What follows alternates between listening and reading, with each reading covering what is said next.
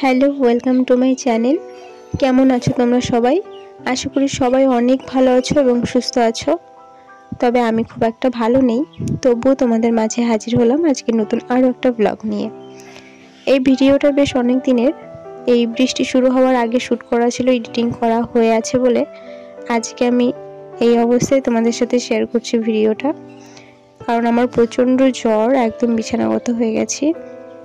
শুধু ভয়েস দেওয়াটা বাকি ছিল, ভয়েস দিলেই ভিডিওটা কমপ্লিট হয়ে যাবে। তো চলো আজকে যে বিষয় নিয়ে কথা বলবো। এই পর্যন্ত জবা গাছের প্রচুর কমেন্ট আমি পেয়েছি। সাধারণত জবা গাছগুলি আমায় প্রচুর ফুল দিচ্ছে। আমার কাছে সব জবা গাছগুলি দেশি ভ্যারাইটি। পরবর্তীতে আরও নানান রঙের হাইব্রিড জবা সংগ্রহ করার চেষ্টায় রয়েছি। এবার একটি অবিশ্বাস্যকর সত্যি কথা বলি তোমাদের। আমার এই যে জবা গাছগুলি দেখছো না, যখন বসিয়েছিলাম তখন মাটির অভাবে সাথে আমার সার মাটিরও অভাব ছিল। তাই পুরনো টবের মাটির সাথে সবজি খোসা পচা মাটি রোদ্রে ভালো করে শুকিয়ে বেশিরভাগ গাছগুলি সেই মাটির না চেলেই বসিয়ে দিয়েছিলাম। যে মাটির মধ্যে বড় ঢেলা, ছোট ঢেলা, আধ পচা সবজির খোসা, পুরনো গাছের শিকড় বাকড় প্রায় সবই ছিল। বসানোর কিছুদিন পর থেকে জল দিয়ে শুধু গাছগুলোকে বড় করেছি। বসানোর কিছুদিন পর থেকে যখন নতুন কচি পাতায় গাছটি ভরে উঠল, তখন দিয়েছি সর্ষের খোল পচা জল আর সঙ্গে সবজির খোসা পচা জল। 15 দিনে বা মাসে মাসে একবার করে দিয়েছি মিক্স ফার্টিলাইজার, যার মধ্যে ছিল ভার্মিকম্পোস্ট, নিমখোল, হাড় গুঁড়ো, শিংকুচি, এপসাম সল্ট আর এনপিকে। সবসময় সমস্ত উপকরণ কিন্তু আমার হাতের কাছে থাকতো না, যখন যেরকম হাতের কাছে থাকতো তাই দিয়ে গেছি। আগের ভিডিওতে, লং ভিডিও বা শর্ট ভিডিওর মাধ্যমে আমি বলেছি গত মাসখানেক হয়েছে আমি গাছে কোনো খাবার দিইনি, না তরল সার দিয়েছি, না কোনো মিক্স ফার্টিলাইজার দিয়েছি। তাতেই আমার গাছগুলোই এত ভরে ভরে ফুল দিচ্ছে। এখন মনে হচ্ছে যত্ন করলে না জানি কত ফুল পেতাম। আমি গাছকে বিরক্ত কম করতেই ভালোবাসি, তাকে তার মতো বাড়তে দিই। প্রয়োজন খুব বেশি না হলে খাবার দিই না, তার সময় হলে ঠিক সে আমায় ফুল দেবে। আমার হাজব্যান্ড সকালবেলায় একবার পাখিগুলোকে বিস্কুট দিয়ে গেছে, কিন্তু তাও কেন জানি না ওরা এখনো ঘুরঘুর করছে আমার ছাদে। তাই ভাবলাম আমি আর দুটো বিস্কুট দিই, হয়তো ওদের পেট ভরেনি।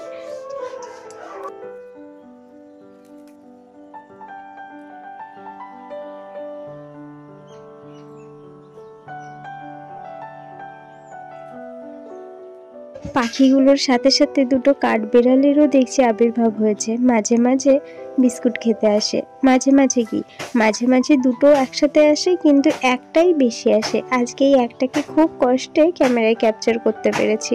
ওদের জীবনে ভীষণ ভয় জানো। আমি যখন ক্লাস 7-8-এ পড়তাম তখন আমার একটা কাঠবেড়ালি ছিল, যে সারাক্ষণ আমি মাথায় বিনি করে রাখতাম আর আমার বিনির মধ্যে ঢুকে বসে থাকতো। বেশি থাকতো আমার মা আর আমার দিদির কোমরে, কারণ ওরা শাড়ি পরতো আর ওই শাড়ির কুচির মধ্যে ও চুপটি করে লুকিয়ে থাকতো। জানি না কিভাবে থাকতো। আমার আর আমার দিদির কথা বলতে গেলে আমরা দুই বোনের জীবনে প্রচুর পশু পাখিকে নাড়াচাড়া করেছি। বিশেষ করে এই ঝড়ঝাপটার সময়ে কোথায় কোন পাখির ডিম পড়ে গেছে, কোথায় কোন পাখির বাসা পড়ে গেছে, সেই বাসায় বাচ্চা রয়েছে, তাদেরকে নিয়ে এসে তিলে তিলে খাবার খাইয়ে মানুষ করে উড়িয়ে দেওয়া, কত কিছুই না করেছি।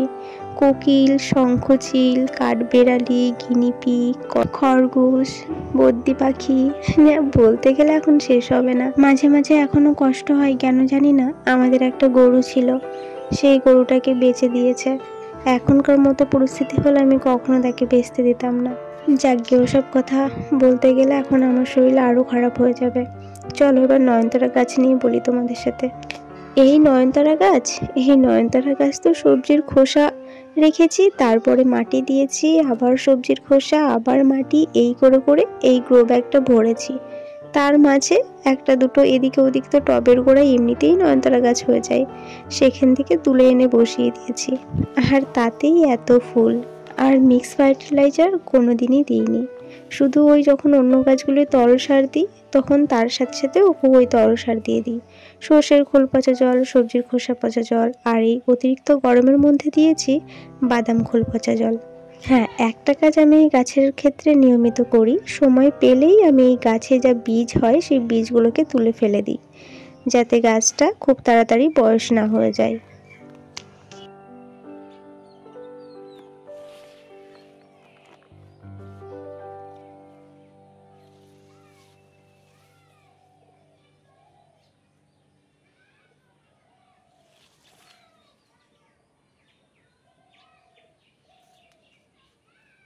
আমার ছাদ বাগানে প্রচুর নয়নতারা ফুলের গাছ বেরোয়। আমি তুলে তুলে একে ওকে হয় দিয়ে দিই আর নয়চেত ফেলে দিই। কি করব বলো, এত গাছ আর কোথায় লাগাবো? কিছু কিছু গাছের গোড়া দেখো আগাছায় ভরে গেছে, কতদিন যে সেই গাছে হাত দিইনি তার ঠিক ঠিকানা নেই।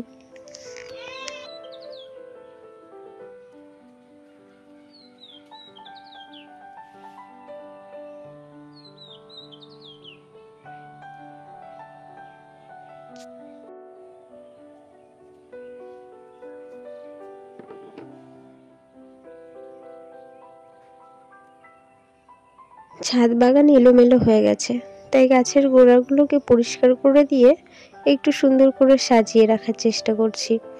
আজকাল এই বৃষ্টি নামবে যেহেতু, সেই জন্য আর কি গাছগুলোকে ইটের উপরে রাখবো, কারণ গ্রো ব্যাগে আছে তো, যদি বৃষ্টি হয় ছাদের ক্ষতি হতে পারে। আর আমার এই ছাদটাই একমাত্র সম্বল আমার শখটা পূরণ করার জন্য।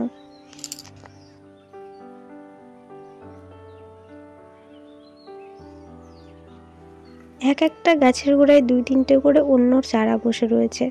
নয়নতারা, পর্তুলিকা, কুঞ্জলতা, তুলসী, এদেরকেই একটা একটা করে জায়গা করে দিতে দিতে নতুন গাছ যে ছাদ বাগানে অ্যাড করব সেটা আর হয়ে ওঠে না।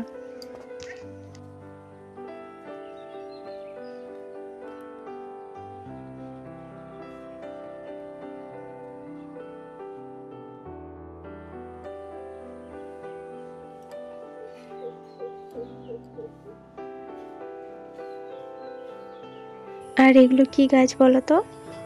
হ্যাঁ, সেই তারাগাঁদা গাছগুলো, যেগুলো টবের গোড়ায় গোড়ায় হয়েছিল। আমি এই বড় বড় টব দেখে এক একটা টবে 2টো করে বসিয়ে দিয়েছি। গাছগুলো বেশ গ্রোথ নিয়েছে, কিন্তু এই গাছগুলো জানো তো পুরোপুরি গার্ডেন ওয়েস্টের উপরে বসানো রয়েছে, সামান্য অল্প কিছু মাটি উপরে দেওয়া রয়েছে। আর কিছুদিন আগে এই গাছগুলোতে আমি একটু মিক্স ফার্টিলাইজার দিয়েছি।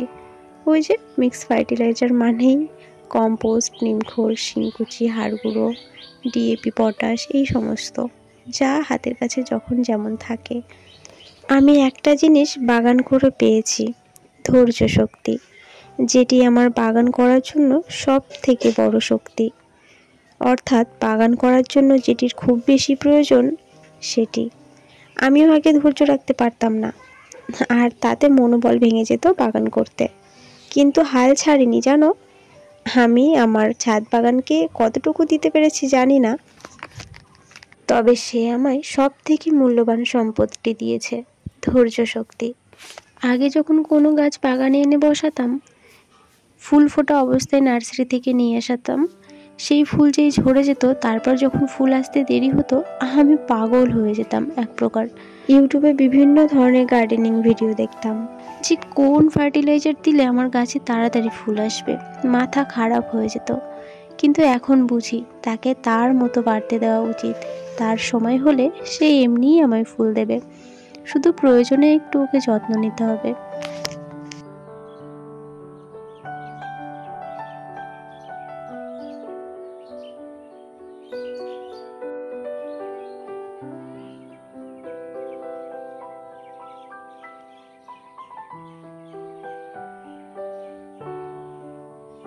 আজ তবে এতটুকুই থাক, সবাই খুব ভালো থেকো এবং সুস্থ থেকো।